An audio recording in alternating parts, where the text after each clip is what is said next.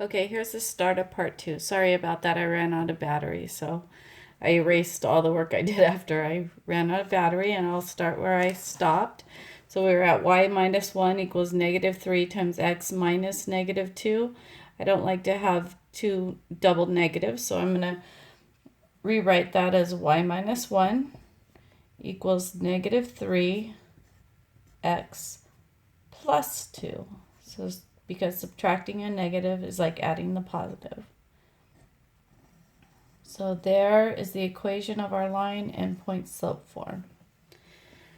So the next example I'm going to do is example number 3. We have a point, negative 1, negative 2. That'll be my x1, y1 for my 1 point. And my slope is m equals negative 1. So rewriting the general form of the equation again, just so I memorize it. Y minus y1 equals m x minus x1. I'm going to plug in the x1, the y1, and the m. So y minus negative 2. Y minus a negative 2 is a plus 2. Equals our m is negative 1. Negative 1 times x minus x1. x1 is negative 1. Subtracting negative 1 is adding positive 1. So there is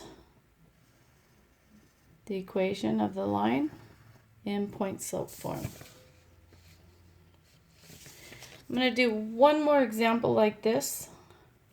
So here's my x1, my y1, and there's my m of 4/3. I'm not going to rewrite the general form of the equation. We have it right up here, so I'll just use that model to substitute in my x1, my y1, and my m. So we get y minus y1, which is 0, equals m, which is 4/3,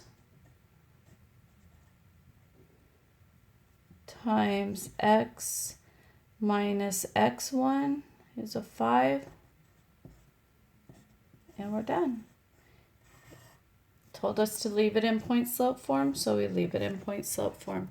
Now I would like you to pause this video and do number 6 as a quick check. So hit the pause button, try and work that one out. Okay, we're back, and you should have gotten this. Y minus 2 equals negative 1/2 quantity x minus 1.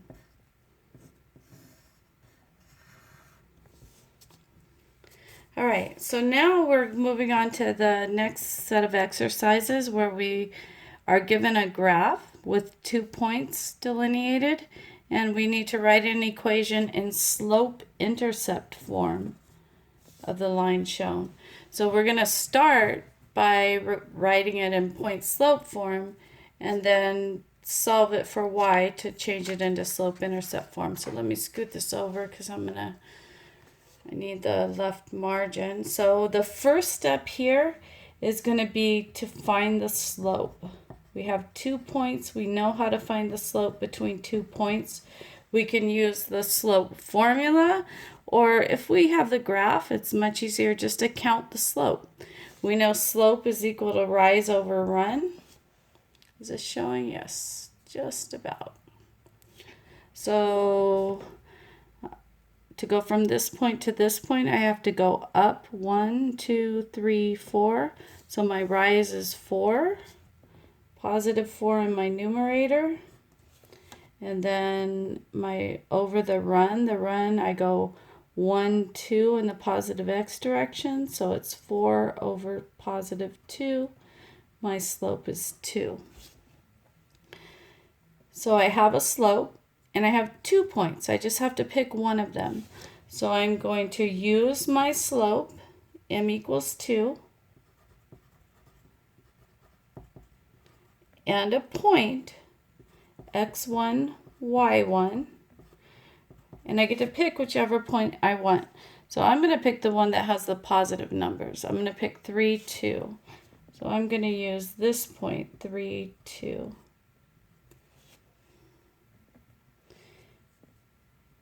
I'm going to use that slope, that point, and the point slope form.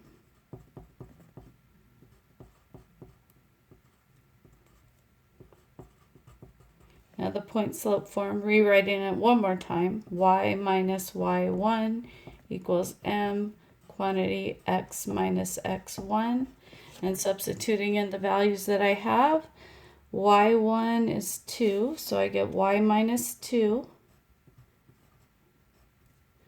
equals m was also 2, times x minus x1, and x1 was a 3, so I get a minus 3. Now, if they told me to leave it in point slope form, I would be done, but they want me to rewrite it to slope intercept form. So I'm going to need to solve it for y. I've got to clean up this right-hand side. I'm going to distribute the 2 across the quantity x minus 3. And we get y minus 2 equals 2x minus 6. And then add 2 to both sides, plus 2 to get the y by itself. And we get y equals 2x minus 4. So that line looked like it went through -4, but it wasn't so certain. Could have been a little bit more than -4. But we've solved it into y-intercept form, and we see the equation of the line is actually y equals 2x minus 4. So I'm going to ask you to pause again and do number 9 as a quick check. Remembering the steps first, find the slope between the 2 points. Second step, use the slope and one of the points